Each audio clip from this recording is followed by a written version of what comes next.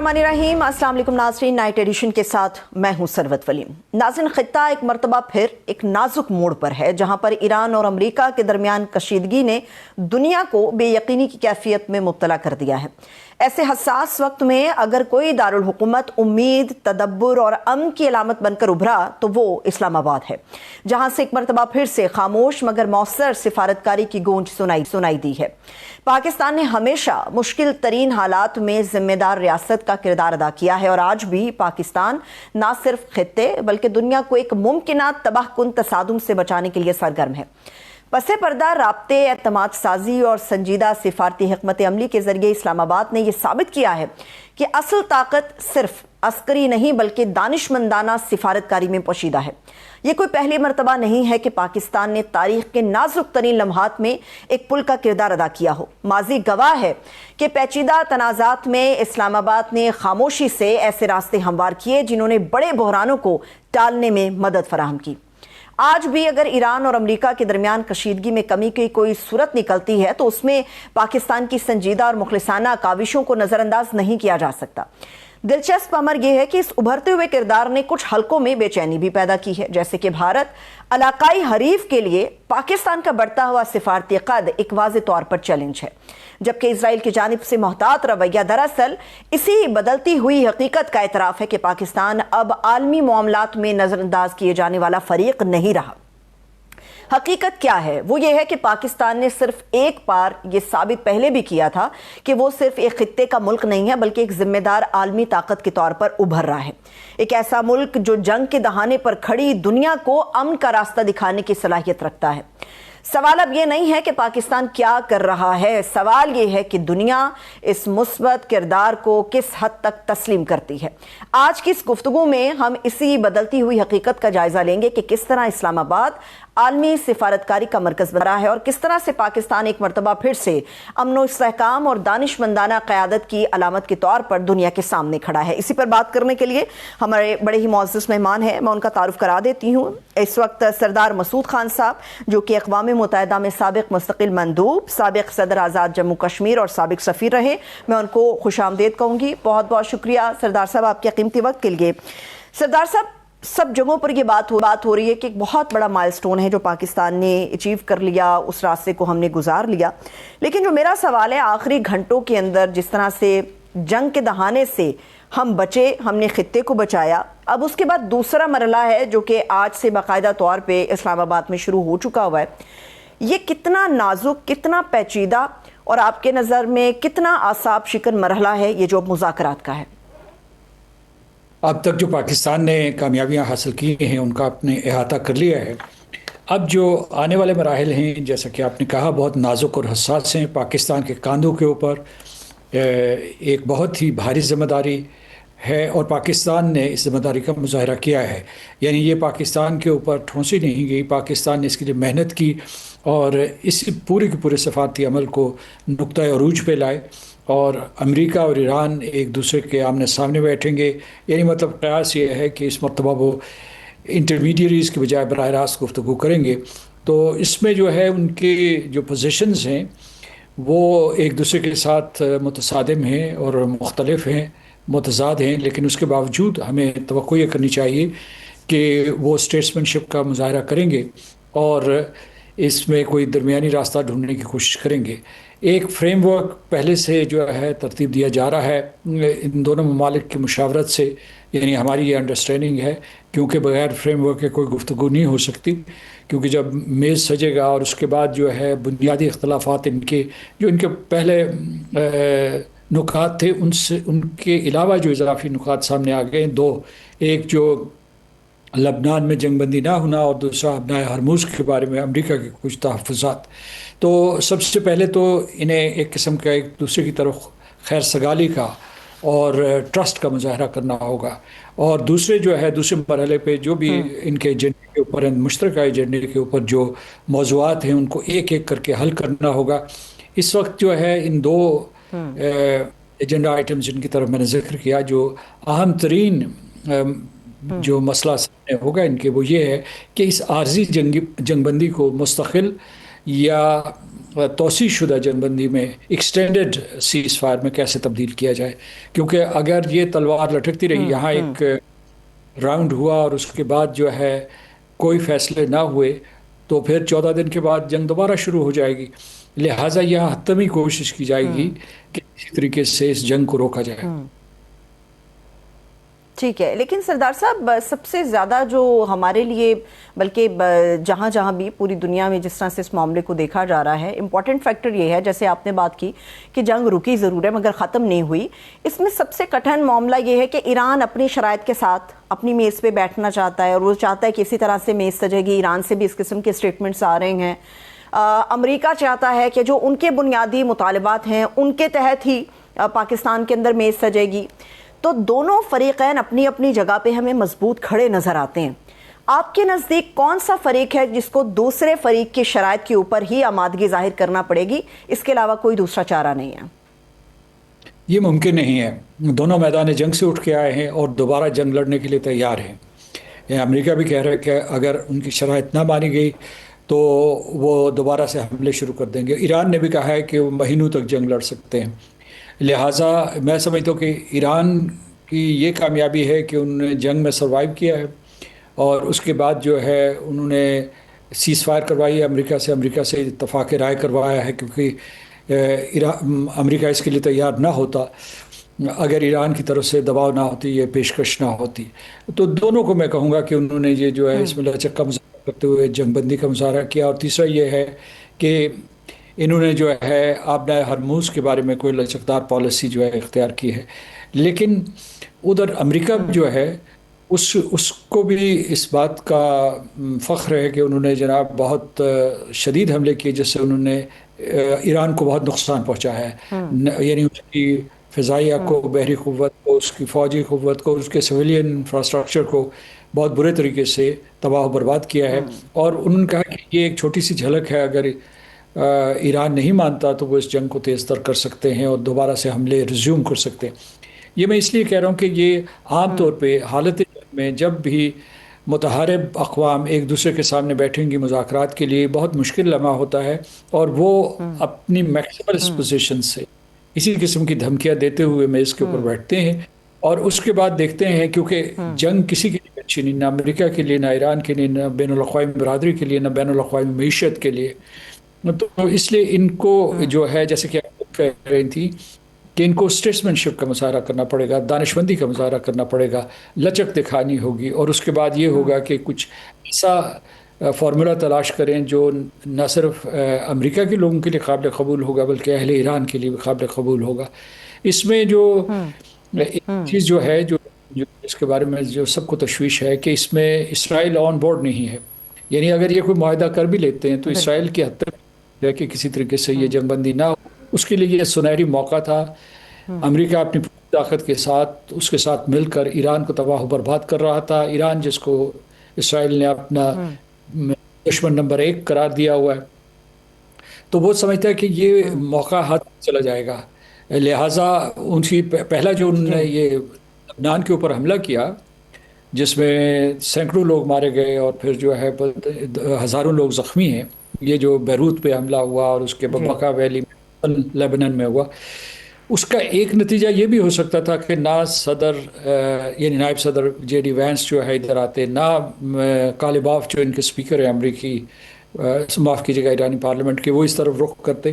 تو اس طریقے سے اسرائیل جو ہے اس کے مقاصد پورے، لیکن وہ مقصد پورا نہیں ہوا. امریکہ جو ہے اسے اسرائیل کو سفارتکاری کی طرف مائل کرنے کی کوشش کر رہا ہے. لبنان کے ساتھ ان کے وزیر اعظم جو ہے، ان کے وزیر اعظم نواف سلام جو ہے وہ واشنگٹن جا رہے ہیں، اور پھر جو ہے اسرائیل سے مذاکرات کی توقع بڑھ رہی ہے. لیکن اس کا سایہ جو ہے، اس کا پورے کے لبنان کا سلسلہ جو ہے حزب اللہ کا، یہ ان مذاکرات، اس کے ابتدائی دور کے مذاکرات کے اوپر بھی منڈلاتا رہے گا. ہم دعا کو بھی ہیں، خواہش مند بھی ہیں سردار مسعود خان صاحب کہ جس کاوش کو لے کے، جس علم کا جھنڈا اٹھا کے پاکستان اور خاص طور پہ اسلام آباد سفارتکاری کے میدان میں آگے بڑھا ہے، خدا کرے کہ کامیابی سے ہم ہمکنار ہوں. لیکن 2 دن کا جو دورانیہ ہے اور حالات تو بہت کریٹیکل ہیں، ان 2 دنوں کے اندر ظاہری سی بات ہے ایران کی لیڈرشپ بھی واپس جائے گی، امریکن لیڈرشپ جو یہاں پر آ رہی وہ بھی جائے گی، سعودی عرب کا بھی 4 رکنی وفد خبریں ہیں یہاں پر کہ پاکستان میں پہنچ چکا ہے اپنے وزیر خارجہ کے ذریعے. تو 2 دن کے اندر تو یہ مرحلہ ہم عبور کرتا ہوا محسوس نہیں کر رہے. آفٹر 2 days آپ کی نظر میں پکچر کیا بنے گی؟ اس کے بارے میں قیاس آرائی نہیں کرنی چاہیے، لیکن پاکستان چونکہ میزبانی کر رہا ہے تو اسے جو ہے مثبت پیغامات دینے چاہیے. مثبت پیغامات سے بھی جو ہے کانفیڈنس بلڈنگ ہوتی ہے، اور یہ پاکستان کا فرض بھی بنتا ہے کیونکہ وہ 2 دشمن ممالک کے درمیان سمجھوتا کروانے کی کوشش کر رہا ہے. تو اس لیے جو پاکستان سے خبریں جانی چاہیے، جو پاکستان سے تبصرے اور پیش گوئیاں جانی چاہیے، وہ یہ ہے کہ وہ کہیں کہ امید کا، جیسے کہ آپ نے خود کہا، امید اور دعا کہ کسی طریقے سے یہ مسئلہ یہاں حل ہو. لیکن 2 دن کا وقت مختصر ہے، لیکن اگر ان دونوں ٹیمز کے پاس مینڈیٹ موجود ہے، یعنی امریکہ کی ٹیم کے پاس، کیونکہ صدر ٹرمپ سے جب یہ نائب صدر جے ڈی وینس وہاں سے روانہ ہو رہے تھے تو انہوں نے بتایا کہ صدر ٹرمپ سے ان کی تفصیلی ملاقات ہوئی ہے اور انہوں نے ان کو ہدایات دی ہیں اور جن کی روشنی میں وہ یہ مذاکرات کریں گے. اور اسی طریقے سے جو ہے یہ رہبر اعلیٰ سے یہ ساری کی ساری ایرانی ٹیم مل کے آئی ہے، اور صدر پزشکیان سے، اور بالخصوص پاسداران انقلاب کی قیادت سے جو یہ جنگ لڑ رہے ہیں. تو اگر ان کے پاس مینڈیٹ موجود ہے تو بہت سی آسان چیزیں ہو سکتی ہیں کہ ایک تو یہ ہے کہ لبنان کا مسئلہ اور یہ حل کر دیا، اسی طرح وقتی طور پر صحیح آبنائے ہرموز کا مسئلہ حل کر دیا جائے. دوسرا یہ ہے کہ جنگ بندی میں توسیع کر دی جائے، کیونکہ یہ 14 دنوں میں کچھ دن گزر چکے ہیں، یہ معاملات جو ہے ان کو پایا تکمیل تک پہنچانا بڑا مشکل ہوگا. تو یہ اتنی آسانی سے حل نہیں ہوں گے. پھر اس کے بعد یہ کہ آبنا ہرموز کی گورننس کیسے ہوگی، اس کے بارے میں مطلب اس کی نیویگیشن کے لیے کھول دیا جائے، باقی امور بعد میں طے کیے جا سکتے ہیں. تو یہ فیصلے یہاں ہو سکتے ہیں، اور پھر یہ ہے کہ کچھ ایسے گروپس بنائے جا سکتے ہیں جو بعد میں ان تمام امور کے اوپر تکنیکی اور دوسرے جو سیاسی اور دوسرے معاملات ہیں ان کے بارے میں جو ہے مل جل کر غور کریں، اور پھر جو ہے ایک نیا مطلب ہے مسودہ تیار کریں جو دونوں کی قیادت منظور کرے. بالکل سردار صاحب، ہمیں یاد ہے کہ جنگ کے 2-3 ہفتے کے اندر ایران کی طرف سے بھی یہ پیغام گیا تھا، اور یہ پیغام واضح کیا گیا تھا کہ ایرانی قیادت اگر مذاکرات کی طرف جاتی ہے تو وہ ماں سوائے جے ڈی وینس کے وہ کسی دوسرے شخص پہ اعتبار کرنے کے لیے تیار نہیں. یہ ایک پلس پوائنٹ ہے. لیکن دوسری طرف ہم یہ دیکھ رہے ہیں کہ اس جنگ بندی کے دوران بھی تھریٹس ہیں جو باقاعدہ طور پہ ایک دوسرے کو پاس آن کیے جا رہے ہیں. یہ تو دنیا کو سمجھ آ گئی ہے کہ جو آبنۂ ہرمز ہے وہ ایک دکھتے رگ ہے امریکہ کے لیے، ٹرمپ کے لیے. وہ اس لیے بار بار اس کو اوپن کرنے کی بات کرتے ہیں. جہاں تک لبنان کا معاملہ ہے، لبنان جو ہے وہ اس وقت ایران کی دکھتی بھی رگ ہے.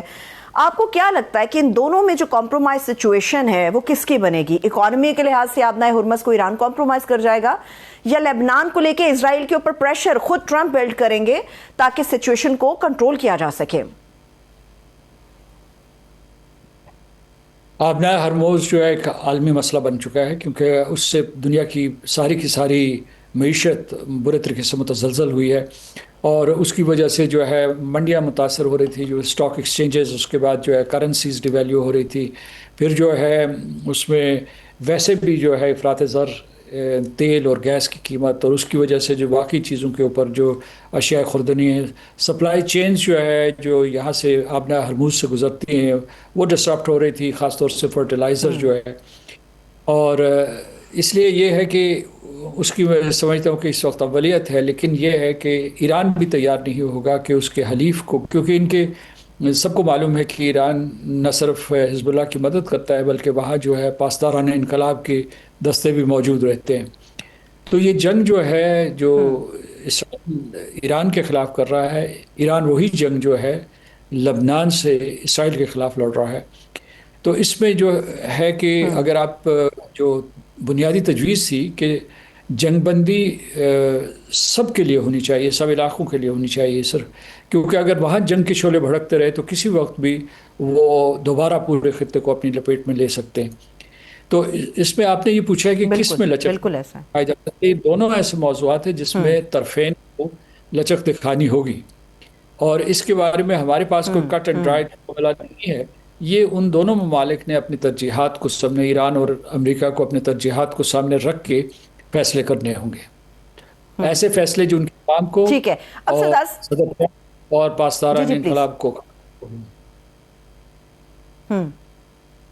ٹھیک ہے سردار صاحب، میں یہ آپ سے پوچھنا چاہ رہی تھی کہ اب پہلے لبنان کے اوپر کہا گیا کہ اٹیکس نہیں ہوں گے، مگر ٹرمپ کے کہنے کے باوجود اٹیکس ہوئے اور بڑی شدت کے ساتھ وہاں پہ بالکل گھروں کو کھنڈرات میں تبدیل کیا جا رہا ہے اسرائیلی فورسز کی طرف سے. دوسری بات یہ ہے کہ ٹرمپ چاہتے ہیں کہ آبنائے ہرمز کی طرف سے جو گزرنے والے بحری جہاز ہیں ان سے ٹول کی فیس وصول نہ کی جائے، جبکہ ایران کا موقف ہے کہ ہمارا جتنا نقصان ہوا ہے اس کو پورا کرنے کے لیے، ازالہ کرنے کے لیے کچھ نہ کچھ ادا کرنا ہوگا. پھر آپ نے دیکھا ہوگا کہ ایران نے یہ بھی اناؤنس کیا ہے کہ آبنائے ہرمز کے حوالے سے ایک نئی پالیسی جو ہے اس کے اوپر کام ہو رہا ہے. اگر خدا نہ خواستہ ہم یہ کبھی نہیں چاہیں گے، خطے میں کوئی شخص نہیں چاہے گا، لیکن خدا نہ خواستہ اگر چیزیں کسی ایک کروٹ نہیں بیٹھتی تو اس نئی پالیسی کو آپ کس طرح سے دیکھ رہے ہیں؟ کیا مزید سختی ہو جائے گی؟ کیا مکمل بندش ہو جائے گی؟ کیا آپ اس پالیسی کو کس طرح سے جج کر رہے ہیں؟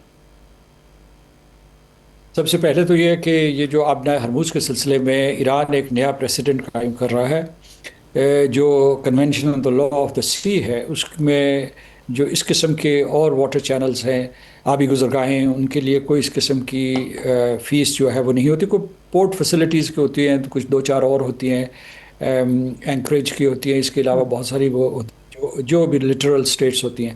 تو اور بھی دنیا میں سٹیٹس ہیں، مثال کے اوپر ملکہ اسٹریٹ ہے، پھر جو ہے باب المندب ہے ایک، یہ بحرہ احمر کو گلف آف ایڈن کے ساتھ جوڑتی ہے. پھر ٹرکش اسٹریٹس ہیں، پھر جو ہے جبرالٹر کی اسٹریٹ ہے. تو یہ ساری کی ساری جو کھلی ہیں، کھلے پیسج ویز ہوتے ہیں. لیکن جو نہریں ہیں، مثلا پینما ہے یا اس کے علاوہ جو سوئز ہے، وہ چونکہ نہریں ہیں، کنسٹرکٹ کی جاتی ہیں، تو وہاں سے ٹول ضرور وصول کیا جاتا ہے. کیا اس کے لیے جو ہے ایک اقوامی قانون یا convention on the law of the سی میں کوئی ترمیم ہوگی، یا کس طریقے سے کیا جائے گا، یا یہ آبنائے ہرموز سے متعلق یا اس کے ارد گرد جو ممالک ہیں، بالخصوص پہلے تو آمنے سامنے عمان اور ایران جو ہے کوئی سمجھوتا کریں گے، اور اس کے بعد جو دوسری خلیجی ریاستیں ہیں وہ اس میں شامل ہو جائیں. اور امریکہ نے بھی، صدر ٹرمپ نے اس خواہش کا اظہار کیا ہے کہ امریکہ بھی اس میں اسٹیک ہولڈر ہو.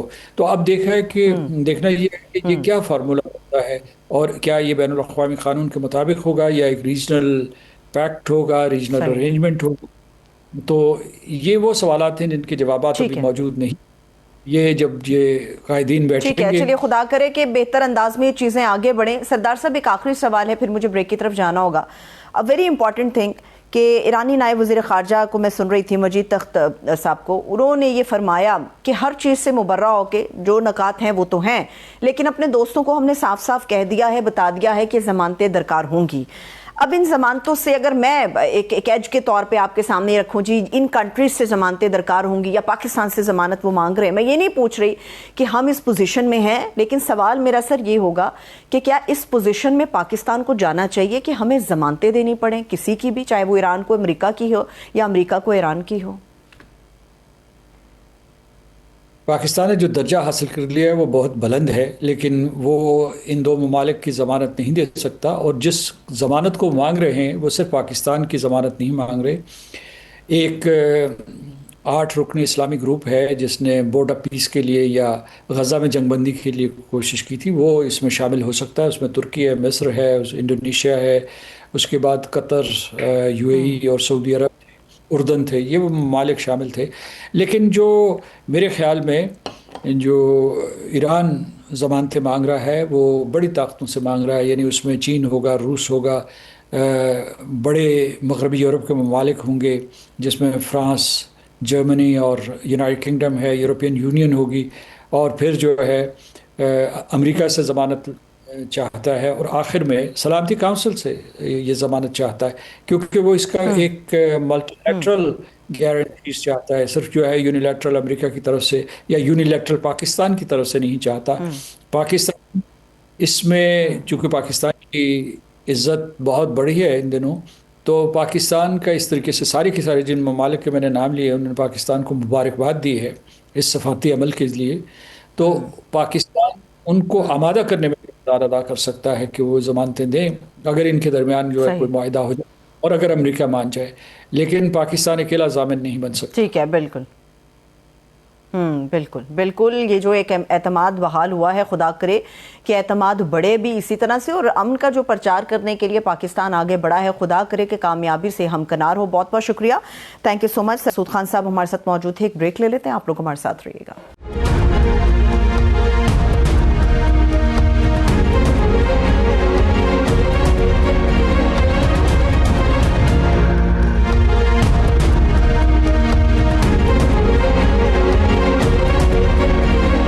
کے بعد ایک مرتبہ پھر سے خوش آمدید کہیں گے. ناظرین، آج مشرق وسطیٰ ایک ایسے موڑ پر کھڑا ہے جہاں پر جنگ اور امن کے درمیان فاصلہ آئے روز کم ہوتا جا رہا ہے. ایران اور اسرائیل کے درمیان بڑھتی ہوئی کشیدگی، غازہ اور لبنان کے محاذوں پر جاری غیر یقینی صورتحال اور امریکہ کی مسلسل سفارتی اور عسکری موجودگی، یہ سب مل کر ایک ایسا خطہ تشکیل دے رہے ہیں جو مستقل بحران کی کیفیت میں داخل ہو چکا ہے. لیکن اس بار کہانی صرف میدان جنگ تک محدود نہیں. اصل مقابلہ اب سفارتکاری، اثر و رسوخ اور بیانیے کا ہے. ہر طاقت اپنی پوزیشن مضبوط کرنے کے لیے نہ صرف دفاعی حکمت عملی استعمال کر رہی ہے بلکہ عالمی رایامہ اور بیک چینل ڈپلومیسی بھی ایک بہت بڑا اور اہم ہتھیار بن چکی ہے. اسی پیچیدہ منظر نامے میں اسلام آباد ایک مرتبہ پھر سے سفارتی نقشے پر نمایاں ہوتا ہوا نظر آیا ہے، جہاں پر پاکستان روایتی طور پر اپنی خاموش سفارتکاری کے ذریعے ایسے تنازعات میں رابطے اور توازن کا کردار ادا کرنے کی کوشش کرتا آیا ہے جن میں براہ راست بات چیت اکثر مشکل ہو جاتی ہے. آج نائٹ ایڈیشن کے اس حصے میں زمینی حقائق، طاقت کے مفادات اور آنے والے وقت کے ممکنہ راستوں کے بارے میں ہم تفصیلی گفتگو کرنے جا رہے ہیں. اس وقت ہمارے بڑے معزز مہمان جنہوں نے ہمیں جوائن ماہر ہے بین الاقوامی امور کے عثمان شاہد صاحب، میں ان کو خوش آمدید کہوں گی. سب سے پہلے بہت بہت شکریہ عثمان شاہد صاحب آپ کے قیمتی وقت کے لیے. عثمان صاحب، اس وقت پوری پاکستانی قوم جو ہے وہ ایک میں کہوں گی کہ بالکل ہسٹوریکل مومنٹس ہیں جن کے اندر ہم اپنا فخر سے سر اٹھا کر کھڑے ہیں، دنیا کو دیکھ رہے ہیں، انجوائے بھی کر رہے ہیں. لیکن در حقیقت یہ مرحلہ کتنا نازک اور پیچیدہ ہے ایسی صورت میں کہ جہاں پر اعتماد کا فقدان امریکہ ہو یا ایران، دونوں کے باہم آپس میں جو ہے وہ ہمیں کم نظر آ رہا ہے. پاکستان کی پوزیشن کیا ہے؟ جی، پاکستان کی پوزیشن بڑی مستحکم ہے. دیکھیں، اس سارے معاملے کے حوالے سے پاکستان جب سے جنگ جاری ہے ہم اس وقت سے ایکٹیو ڈپلومیسی کر رہے ہیں. ہم ایران کے ساتھ تینوں ٹیئر کے اوپر رابطے میں تھے، انٹیلیجنس لیول کے اوپر بھی، ملٹری نے بھی اپنے گڈ آفس استعمال کیے، ملٹری ڈپلومیسی اور سیاسی قیادت بھی مسلسل رابطے میں رہی. اور ہم نے پراکسیمیٹی ٹاکس، جسے آپ شٹل ڈپلومیسی کہہ سکتے ہیں، سعودی عربیہ اور ایران کے درمیان کر کے بھائی کو بھائی سے لڑنے سے بچایا، جو کہ اسرائیل چاہتا تھا یہاں پہ فالس فلیگ آپریشن کر کے کہ یہاں پہ سیکٹریٹ گراؤنڈز کے اوپر جو ہے وہ جنگ چھیڑ دی جائے. تو ہم نے اس کو بھی ڈیفیوز کیا اور براڈر لیول پہ ہم نے دنیا کو تیسری جنگ عظیم سے بچایا، ہم نے اوائڈ کیا. اور یاد رکھیں، پاکستان انٹرسٹنگلی یہاں کے اوپر اسٹریٹجائز کرنے میں سب تک کامیاب ہوا کہ میرے خیال میں پاکستان دنیا میں شاید واحد کنٹری ہے جو تینوں گلوبل پاورز کے ساتھ بھی جس کے بڑے ریلیشن شپ جو ہے بڑے ہارمونی کے اندر ہیں، اور جو ریجنل پلیئرز ہیں یہاں کے اوپر وہ پاکستان کو بڑا ریلیونٹ، بڑا ریلائبل اور کریڈیبل جو ہے وہ پارٹنر سمجھتے ہیں. وہ ایران ہو جائے، سینٹرل ایشیائی کنٹریز یہاں کے اوپر ہو جائیں، ایون بنگلہ دیش کی بات کر سکتے ہیں ہم کہ کس طریقے سے وہ پاکستان کے ساتھ سنک ہوتا نظر آتا ہے. تو میرے خیال میں پاکستان نے اپنے مفاد کو بچاتے ہوئے، ایران کے مفاد کو مقدم رکھتے ہوئے جو مذاکرات کا فریم ورک سامنے رکھا ہے امریکن، اس کے اوپر کنونس ہو چکے ہیں. اور یاد رکھیں، یہ پہلی دفعہ نہیں ہے. ہم نے 1972 کے اندر امریکہ کا چائنا کے ساتھ بیک ڈور جو ہے رابطہ بحال کروایا، اور وہ اتنا کانسیکوینشل تھا کہ اس کا امپیکٹ جنریشنل تھا. 2016 میں اسی ڈونلڈ ٹرمپ کی ایڈمنسٹریشن کو ہم نے دوحہ ٹاکس میں طالبان کے ساتھ بٹھا کے 2020 میں معاہدہ کروایا. اور اب 10 سال کے بعد اب دوبارہ دیکھ رہے ہیں کہ ہم امریکہ کو یہاں سے ایگزٹ ونڈو دے رہے ہیں، ایک طرح سے فیس سیونگ دے رہے ہیں، اور ہم نے دنیا کے فیس کو مسخ ہونے سے بچایا. تو میرے خیال میں پوری دنیا کا پریس دیکھ لیں، پولیٹیکل کمنٹیٹر ہو لیں، ایون اپنے پڑوس میں دیکھ لیں کہ ششی تھرور جیسا بندہ بھی جو ہے پاکستان کے اوپر آرٹیکل لکھ رہا ہے. تو پاکستان کریڈیبل ہے، پاکستان ریلائبل ہے، پاکستان ری برانڈنگ کر رہا ہے اپنے ڈپلومیٹک امیج کی، اور اس کے تانے بانے جڑتے ہیں 10 مئی کے بعد جو ڈپلومیٹک ہمارا کلاؤڈ بنا، وہ ڈپلومیٹک جو کیپٹل ہم نے گین کیا، آج دنیا میں امن کے حوالے سے ہم اسے استعمال کر رہے ہیں. تو پاکستان امن کا سفیر ہے، اور اسلام آباد سفارتی مرکز جو ہے وہ بن چکا ہے پوری دنیا کو. اس میں پاکستان کا سیاسی تدبر اور جو تدبیر ہے اس کو ہم کسی صورت کے اندر جو ہے وہ نہیں جھٹلا سکتے. میرے خیال میں اس میں کوئی شک نہیں، انٹرنیشنل ہیڈ لائن کے اندر پاکستان ایک فورس آف، آپ کہہ لیں کنسٹرکٹیو فورس کے اوپر سامنے آیا ہے. تو جس طریقے سے ہمیں ڈیویڈنڈز اس کے مل رہے ہیں، نو ڈاؤٹ سچویشن بڑی پریکیریس ہے، نازک ہے، حساس ہے، لیکن پھر بھی پاکستان کو امید ہے. اور اس کی بڑی ریزن کیا ہے؟ امریکہ جنگ سے نکلنا چاہتا ہے. جو سیبوٹاج کرنے والے فیکٹر ہے، اسپوائلر ہے، اس کے ساتھ ابھی جو ہے رابطہ ہوا ہے. اور ڈونلڈ ٹرمپ نے سنا ہے کہ وہاں کے اوپر کافی ٹینس فون کال ہوئی ہے نیتن یاہو کے ساتھ، اور وہ بھی لیبنان کے اندر مذاکرات کے اندر بیٹھ گئے ہیں.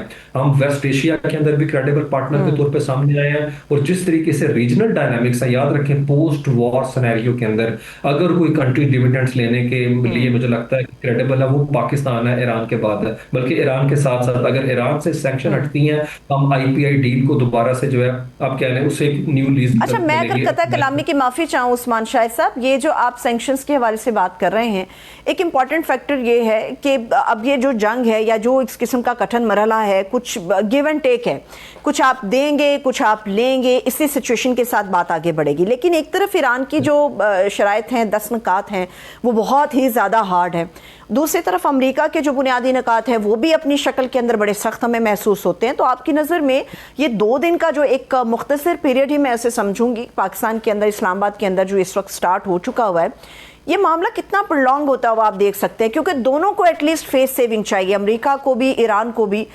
دونوں اس جنگ سے بچنا بھی چاہ رہے ہیں، نکلنا بھی چاہ رہے ہیں، مگر فیس سیونگ کے لیے کوئی راستہ بھی ان کو درکار ہے. تو آپ کی نظر میں یہ جنگ بندی مزید ایکسٹینڈ ہو جائے گی یا پھر کوئی دوسرا راستہ آپ کی نظر میں برآمد ہو سکتا ہے اسلام آباد کے اندر ان 2 دنوں میں؟ میرے خیال میں بڑے میننگ فل جو انڈرسٹینڈنگ ہے اس کی توقع کی جا رہی ہے. اور آف کورس ایک آدھ دن میں جس کا رزلٹ نہیں نکلے گا. یاد رکھیں ایران کہتا ہے کہ وہ جامع نوعیت کے مذاکرات چاہتا ہے. پہلا پاکستان نے 2 فیزڈ یا 2 ٹیئر جو رکھا تھا سامنے نکات، آپ کو پتا ہوگا وہ فوری جنگ بندی تھی، اور اس کے بعد مرحلہ وار جو ہے وہ مذاکرات ہیں. اور یہی چیز ہو رہی تھی جب انہوں نے 13 جون کو اٹیک کیا. 6واں دور تھا وہاں پہ، اور جنیوا میں 4تھا دور تھا. یاد رکھیں یہ بڑے سینسٹیو معاملات ہیں، نیوکلیئرائزیشن کے کانٹیکسٹ کے اندر ہے. تو وہ ایک آدھ میٹنگ کے اندر اس کا حل نہیں نکل سکتا. لیکن جس طرح کے وفود بھیجے گئے ہیں، باقر کالیباف اور دوسرے عباس عراقچی، یہ وہ لوگ ہیں جو ایران کے مستقبل کے فیصلے کرنے کی خود صلاحیت رکھتے ہیں. ان کے پاس مینڈیٹ ہے، یہ کوئی ڈپلومیٹس نہیں ہے 3rd ٹیئر کے. اور نہ ہی دوسری طرف جے ڈی وینس کو آپ دیکھیں، وہ امریکہ کے نائب صدر ہیں. اور ایران اس لحاظ سے اس جنگ کے اندر میں وننگ اسٹینڈ کے اوپر سے کھڑا دیکھتا ہوں کہ اس نے مذاکرات کے فریم ورک کی بیسس خود طے کی ہیں، خود 10 پوائنٹ رکھے جسے امریکہ نے کہا یہ ورکیبل جو ہے بیسس پرووائڈ کرتا ہے. اور جے ڈی وینس کا بھی میں بیان دیکھ رہا تھا جہاز پہ، انہوں نے جو کیا کہتے ہیں اپنا سٹیپ اپ کرنے سے پہلے انہوں نے یہی کہا کہ ایران خیر سے گالی کا مظاہرہ کرتا تو ہم کھلے دل کے ساتھ ان کے ساتھ معاملات کو آگے بڑھائیں گے. تو بڑا محتاط رویہ ہے اور بڑے مناسب جو ہے الفاظ کے ساتھ انہوں نے اس معاملے کو سٹارٹ کیا. اس کی بڑی ریزن ہے، دیکھیں ان کے پولیٹیکل سٹیکس ہیں، انہوں نے اگلا الیکشن وہاں پہ لڑنا ہے. وہ ڈونلڈ ٹرمپ کی طرح نیچر کے ریئیکشن نہیں دیتے، وہ سارے معاملات کو اچھی طریقے سے سمجھتے ہیں. اور اس کی بڑی وجہ بھی یہ ہے ڈونلڈ ٹرمپ کے جو 2 لوگ آ رہے ہیں ڈونلڈ ٹرمپ کی فیس سیونگ کے لیے آ رہے ہیں. فرنٹ جو اپنا لیڈ کر رہے ہیں وہ جے ڈی وینس کر رہے ہیں، اور شروع سے ہی وہ جنگ کے حامی نہیں ہیں. اور بلکہ ایرانین چاہتے تھے کہ جے ڈی وینس کے ساتھ وہ مذاکرات کریں. مجھے لگتا ہے کہ معاملات جو ہیں وہ کسی حد تک جو ہے بامثبت ہوں گے، تعمیری ہوں گے، اور بامانی ہونے کے ساتھ ساتھ نتیجہ خیز ہونے کی ہم توقع ڈیفینیٹلی کر سکتے ہیں. یاد رکھیں پہلے پیچھے پیسیو انڈرسٹینڈنگ ہوتی ہے تو اتنا لمبا سفر کر کے وہ یہاں کے اوپر آئیں گے. ایسا نہیں ہو سکتا کہ یہ معاملات پیچھے سے چیزیں نہ چل رہی ہوں. سیکرٹ جو ہے چینل وہ انگیج ہوتے ہیں، اور امریکہ نکلنا چاہتا ہے، اسی لیے وہ اسرائیل کے اوپر پریشر ایگزرٹ کر رہا ہے. وجہ کیا ہے؟ ایئر بامبنگ کا وہ سوچ کے آئے تھے، لیکن یہاں پہ سچویشن ادروائز نکلی، اسی لیے تو 6 جرنیل ہٹانے پڑ گئے. اسی لیے تو ریکن فائر نچلا طبقہ جو ہے جنگ لڑنا نہیں چاہتا، ڈی مورلائز ہیں. اور ایف فیملی کے جہاز سارے گر گئے، آپ نیوی کے شپس لے کے یہاں سے نکل رہے ہیں. میرا نہیں خیال ایک پائلٹ کو اٹھانے کے لیے $50 کروڑ آپ کے خرچ ہو گئے، اور 155 طیارے آپ نے یہاں کے اوپر بھیج دیے. تو افورڈ نہیں کر سکتے کہ ایک پائلٹ بھی ایران کے ہاتھ لگ جائے. اور ایران کی جو ہے وہ تو ڈیفائنس اپنی جگہ پہ موجود ہے، وہ جوابی وار کی صلاحیت کو بھی مکمل انٹیکٹ رکھتے ہیں. ان کے تمام خطے کے اندر جو الائز تھے وہ بھی ان کے ساتھ ہیں.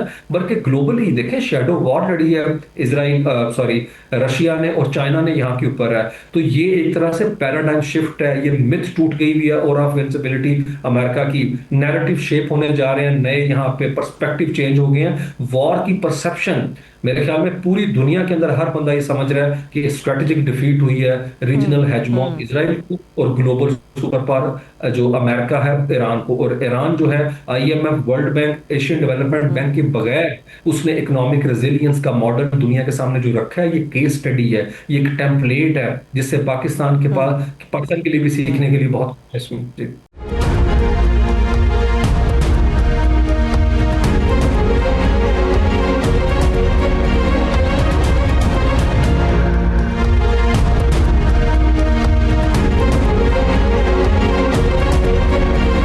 کے بعد ایک مرتبہ پھر سے خوش آمدید کہیں گے. ناظرین, قومی سیاست اس وقت ایک پیچیدہ اور تیزی سے بدلتے ہوئے مرحلے میں داخل ہے, جہاں ایک طرف سیاسی مفاہمت اور مکالمے کی کوششیں جاری ہیں تو دوسری طرف احتجاجی سیاست, اندرونی اختلافات اور قانونی محاذرائی نے صورتحال کو مزید حساس بنا دیا ہے. اسی تناظر میں محمود خان اچکزئی صاحب کی قیادت میں تحریک تحفظ آئین پاکستان کے حالیہ موقف نے ایک نئی بحث کو بھی جنم دیا ہے, جہاں پر ایک طرف تو قومی اسمبلی میں حکومت کے ساتھ تعاون اور وسیع تر سیاسی مکالمے کی بات کی گئی ہے, وہیں پر بلوچستان کے اندر جو آپریشنز ہیں ان کے خاتمے, سیاسی رہنماؤں کی رہائی اور قومی سطح پر مذاکرات جیسے مطالبات بھی ہمارے سامنے آئے ہیں. اسی دوران اپوزیشن کے مختلف حلقوں اور پاکستان تحریک انصاف کے اندر بھی اس حکمت عملی پر تحفظات اور سوالات جنم لے رہے ہیں. دوسری جانب عمران خان صاحب کی رہائی, عدالتی معاملات اور جیل کی صورتحال ایک مرتبہ پھر سے پاکستان کی سیاسی بحث کا ایک مرکزی نقطہ بن چکی ہے, جبکہ ان کے وکیل سلمان صفدر کے مطابق ان کی قید اور صحت کے مسائل پر بھی تشویش پائی جاتی ہے. اسی پس منظر میں احتجاجی سیاست اور جلسوں کی تیاریوں کے ساتھ ساتھ بعض مواقع پر جلسوں کے التوا نے بھی سیاسی حکمت عملی پر کئی سوالات اٹھا دیے ہیں. یہ وہ تمام تر چیزیں ہیں جس کے حوالے سے ہم آج بات کرنے جا رہے ہیں. ترجمان ہے تحریک تحفظ آئین پاکستان کے ادا حسین یوسفزئی صاحب جو ہمارے ساتھ موجود ہیں. سب سے پہلے تو بہت بہت شکریہ, تھینک یو سو مچ اخونزادہ حسین یوسفزئی صاحب آپ کے وقت کے لیے. اخونزادہ, سب سے پہلے تو سر مجھے یہ بتائیے گا کہ ایک طرف پاکستان تحریک انصاف اپنا جلسہ ملتوی کرتی ہے, آپ اس کو انڈورس بھی کرتے ہیں, پورے پاکستان میں اپریشیٹ کیا جاتا ہے, پھر آپ ہی کے پلیٹ فارم سے ایک اناؤنسمنٹ ہوتی ہے کہ جی 5 اپریل سے آنورڈ آپ لوگ جلسے کریں گے. تو ان کا ایجنڈا اور بنیادی نقطہ کیا ہے جو ملک گیر جلسے آپ لوگ کرنے جا رہے ہیں؟ بسم اللہ الرحمن الرحیم, بہت شکریہ آپ کا. دیکھیں, جو تحریک انصاف کا جلسہ تھا 9 اپریل کا, اس کا تھوڑا سا میں پس منظر بتا دوں کہ یہ تحریک انصاف کی جو اپنی highest political decision making body ہے, پولیٹیکل کمیٹی کا فیصلہ تھا. یہ تحریک تحفظ آئین پاکستان اس میں آن بورڈ نہیں تھی اس وقت جب تحریک انصاف نے اس کا اعلان کیا تھا. بعد میں ہمیں یہ بتایا گیا تھا کہ یہ جلسہ ہے, تو ہم اس پہ ابھی گفت و شنید ہی کر رہے تھے کہ پھر یہ جو ایک اچانک سے ایک ملکی فضا میں ایک جو سیاسی وہ ہو گیا, ایک بہت بڑی ڈیولپمنٹ تھی اس خطے کے لیے, اور ظاہر ہے اس ملک کے ایک کنسرن اپوزیشن ہونے کے ناطے ہماری بھی یہ خواہش تھی کہ جو اس خطے میں اس وقت جو بحران برپا ہے, جس کا پاکستان کا ہر آدمی واسطہ اور بالواسطہ متاثر ہو رہا ہے اس سے, تو ہم نے اس میں تحریک انصاف کو یہی مشورہ دیا تھا کہ چونکہ ڈیسیجن آپ لوگوں نے اپنا لیا ہے اور اب اس کا کینسل کرنے کا فیصلہ بھی آپ خود ہی کر سکتے ہیں, اس میں کیونکہ ہماری مرضی سے تو نہیں ہوا تھا, لیکن جب حکومتی لوگ ہمارے پاس آئے تو ہم نے ان کے کہا کہ یہ PTI کی لیڈرشپ ہے, آپ ان سے بات کریں. تو اسی دوران انہوں نے اپنی پولیٹیکل کمیٹی کی دوبارہ میٹنگ کی اور اس کے بعد اس نتیجے پہ پہنچے کہ ہم نے یہ جلسہ اپنا ملتوی کیا ہے اس لیٹسٹ ڈیولپمنٹ کے اوپر, جو ایک میں سمجھتا ہوں خوشائن بات ہے. اور اسی تناظر میں جب آپ 25 اپریل کی بات کریں تو ایک تو 25 اپریل کو پاکستان تحریک انصاف کا یوم تاسیس ہے جب اس کی بنیاد رکھی گئی تھی, تو بنیادی طور پر یہ ڈیسیجن اس ہماری جو تحریک تحفظ آئین پاکستان کی سربراہی اجلاس تھا اس میں زیر بحث آیا تھا.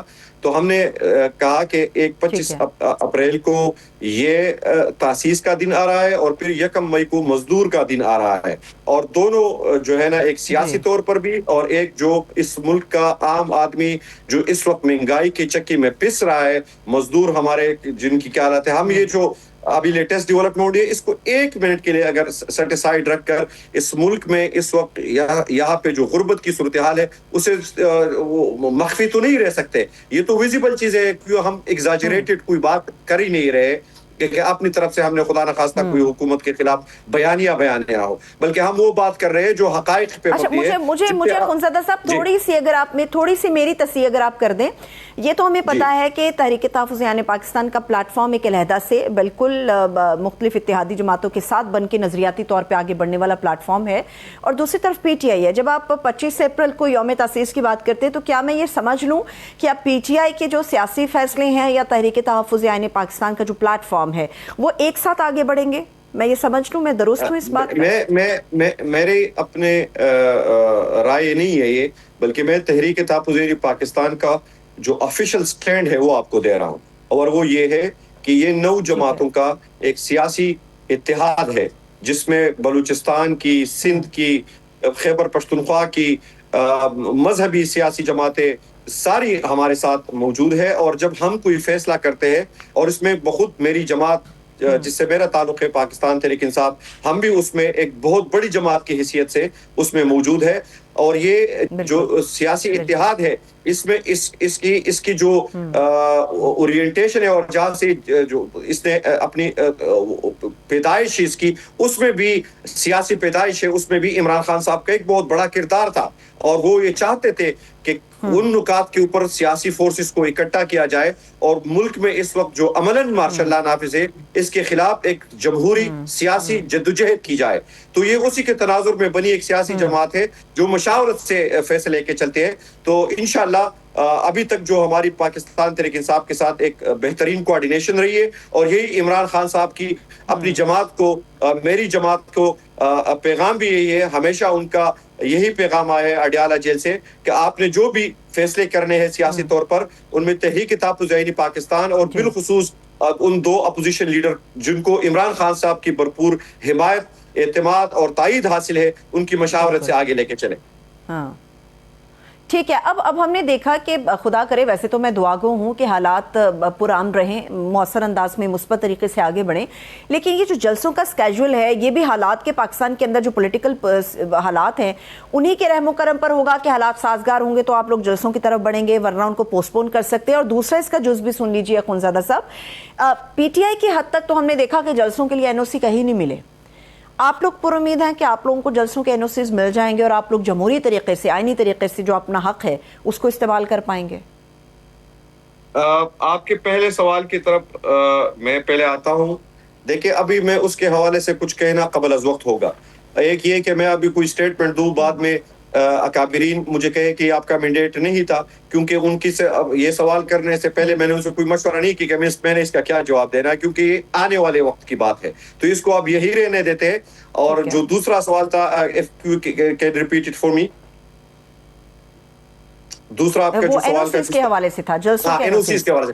دیکھیں، بنیادی طور پر تحریک تحفظ عیان پاکستان اس وقت، اگر آپ اس کو پی ٹی آئی کے نظر سے اگر اس کو میں دیکھوں تو ایک بہترین ایک سیاسی چھتری ہمیں میسر ہے، جس سے ہم بھرپور استفادہ اٹھا بھی رہے ہیں سیاسی اور جمہوری لحاظ سے، اور آگے بھی ہمیں اٹھانا چاہیے۔ اور ہم یہ سمجھتے ہیں کہ اس وقت ریاست کا برتاؤ جو پی ٹی آئی کے ساتھ ہے وہ آپ سے مخفی نہیں ہے، مجھ سے بھی مخفی نہیں ہے، میں اس کا شکار ہوں، میں اس کو روز اس کا سامنا کرتا ہوں، ہر وقت اس کا سامنا کرتا ہوں، سیاسی میدان میں اگر میں پارلیمان میں اس کا سامنا کرتا ہوں، عدالتی میدان میں کورٹ کے اندر اس کا وہ کرتا ہوں، اور مزاحمتی میدان میں بھی میں اپنی جلسے جلوس اور ہر منگل کو اڈیالہ کے سامنے ورکر کی جو ایک ریزسٹنس ہے وہ بھی میں دیکھ رہا ہوں۔ تو میرے ساتھ جو ریاست کا برتاؤ ہے وہ اس وقت پوری دنیا سے پوشیدہ نہیں ہے۔ ہاں، تحریک تحفظ عیان پاکستان کی باقی جتنی سیاسی جماعتیں ہیں، دیکھیں ابھی ہم نے بلوچستان میں پشین کے مقام پر عید کے چوتھے دن ایک بہت بڑا جلسہ کیا تھا جس میں لاکھوں لوگ آئے تھے، تو اس میں کیوں، حالانکہ بلوچستان میں جو اس وقت حکومت ہے اس کو اگر آپ سیاسی نظریے سے دیکھیں تو بلوچستان میں جو 2024 کے الیکشن ہوئے تھے وہ کسی سے کوئی پوشیدہ بات نہیں ہے کہ کس طرح الیکشن کنڈکٹ کرائے گئے تھے، اور اس پہ جو تحفظات ہیں ہمارے وہی آج بھی سٹینڈ کر رہے ہیں۔ لیکن اس کے باوجود وہ جلسہ ہمیں اس لیے کرنے دیا گیا، یا ہم نے وہ اس لیے کر پائے کیونکہ اس سیاسی جماعت کا جس کا نام پشتونخوا ملیہ پارٹی ہے، اس کی اپنی ایک سیاسی ہسٹری ہے، ٹرسٹ کرتے ہیں کہ یا ماضی میں کوئی توڑ پھوڑ کی کوئی اس طرح کی ہسٹری نہیں رہی ہے، تو اسی چیز کا ہم تحریک انصاف کو بہرحال بتاتے بھی رہتے ہیں، چونکہ اس وقت یہ نہیں ہے کہ تحریک انصاف کے خدا نخواستہ اس کے خلاف، لیکن اب ایک ریاستی عطاق کے شکار ہے ہم، ایک ریاستی ظلم، جبر اور بربریت کے اور فسطائیت کے ہم شکار ہیں. لیکن یہ رویہ باقی سیاسی جماعتوں کے ساتھ اس حد تک نہیں ہے جس طرح میری اپنی جماعت کے ساتھ ہے. تو میں بحیثیت ایک سیاسی ورکر، جو عمران خان نے مجھے ایک اپرچونٹی دی ہے، پھر جو اکابرین نے مل کر ایک گلدستہ بنایا ہے، تو مجھے تو ضرور اس سے استفادہ حاصل کرنا چاہیے. جی اس میں ہم جو چیز دیکھ رہے ہیں اخونزادہ صاحب، وہ تو یقینی طور پہ ہر پاکستانی کی خواہش ہے کہ ایک پولیٹیکل سٹیبلٹی جو ہے وہ پاکستان میں اب ہونی چاہیے. محمود خان اچکزئی صاحب جو ہیں یہ ایک زیرک سیاستدان ہیں، قداور سیاسی شخصیت ہیں، لیکن جب ان کے پاس مذاکرات کا مینڈیٹ آتا ہے تو عمران خان صاحب کے چاہنے والے پی ٹی آئی کے جو ورکرز ہیں، سپورٹرز، ووٹرز ہیں، ان کی توجہ اچکزئی صاحب پہ اس لیے ہوتی ہے کہ خان صاحب کا خیال تھا کہ مذاکرات کے لیے جو راستہ ہموار ہوگا یا مذاکرات کے لیے جو راستہ نکلے گا وہ اچکزئی صاحب کے ذریعے نکلے گا، اس پلیٹ فارم کے ذریعے نکلے گا. لیکن وقت بڑا لمبا ہو گیا، بڑا طویل وقت گزر گیا. مذاکرات جو گورنمنٹ کے ساتھ آپ لوگوں نے خان صاحب کو یا پی ٹی آئی کو لے کے کرنے تھے، وہ ڈیڈ لاک کا شکار اب تک کیوں ہیں؟ گورنمنٹ اس کے اندر سنجیدگی نہیں دکھا رہی، یا پی ٹی آئی کی طرف سے جو سٹیٹمنٹس آتے ہیں وہ آپ لوگوں کے مذاکرات کو زیادہ سبوٹاز کرتے ہیں؟ میں اس کا بڑا ایک مفصل جواب آپ کو دوں گا، اور یہ اچھا کوشچن کیا ہے، کیونکہ پی ٹی آئی کے میرے اپنے جو کارکنان ہیں ان کی بھی اس سے تسلی اور تشفی ہوگی. ہم اپنی استطاعت کے مطابق ان کو یہ پولیٹیکل صورتحال سمجھا سکتے ہیں. محمود خان اچکزئی صاحب کی آپ نے ذکر کیا، پوری قوم اس کو جانتی ہے، ایک 40 سال کے طویل سیاسی سفر ہے ان کا، اور پاکستان میں آئین کے لیے، جمہور کے لیے، عوامی حکومت کے لیے، عوام کی حاکمیت کے لیے، عوام کے حقوق کے لیے ان کے نہ ختم ہونے والی 40 سال کی ایک وہ ہے کہ جس کی کراس دا بورڈ آج بھی حکومت کی اندر جو شامل جماعتیں ہیں، جو سو کارڈ حکومت ہے، یا جو حزب اختلاف میں جتنے سیاسی جماعتیں ہیں، وہ اس بندے کے کردار کے اوپر کم از کم متفق ہے. تو بات یہ ہے کہ ابھی تک جو آپ کا جو سوال ہے اس کا جواب یہ ہے کہ آج پاکستان سیاسی طور پر، آئینی طور پر، معاشرتی طور پر، قانونی طور پر، اخلاقی طور پر، سیاسی طور پر وہاں آ کے کھڑا ہو گیا ہے کہ محمود خان اچکزئی جیسے ایک سیاسی کارکن کے لیے اس میں وہ جمہوری اور سیاسی راستہ نکالنا کتنا جو ہے نا وہ مشکل ہو رہا ہے. اور انہوں نے یہی کہا کہ پاکستان مشکلات میں ہے، یہ خطہ مشکلات میں ہے، وہ کامن گراؤنڈ ڈھونڈے، وہ کامن پوائنٹس ڈھونڈے جس میں پاکستان کی تمام بڑی سیاسی جماعتیں متفق ہو سکتی ہے. اس پہ پھر Imran Khan as a stakeholder اس میں شامل ہو، اور وہ باہر ہو، جیل کے اندر بیٹھ کر نہیں، بلکہ باہر متحرک سیاسی کردار کے طور پر وہ اس میں اپنا انپٹ اور وہ دے. پاکستان پوری طرح سے کوشاں ہے، اور انشاءاللہ مجھے امید ہے کہ آنے والے وقتوں میں ہم اس میں مثبت جو ہے نا وہ جو چیزیں ہیں وہ ہمیں دیکھنے کو ملے. بالکل، ہم بھی اسی امید کے ساتھ اختتام کی طرف بڑھیں گے کہ باقی جگہوں پر تو پاکستان نے سفارتی لحاظ سے جھنڈے گاڑ دیے، مگر جہاں تک سیاسی استحکام ہے وہ بھی پاکستان میں بڑا ضروری ہے، اور اس کے لیے بھی کوششیں ہونی چاہیے دونوں طرف میں، حکومت کی طرف سے بھی، اپوزیشن کی طرف سے بھی. بہت بہت شکریہ سو مچ. اخونزادہ حسین یوسفزئی صاحب ہمارے ساتھ موجود تھے. اجازت دیجیے، اپنا خیال رکھیے. خدا حافظ.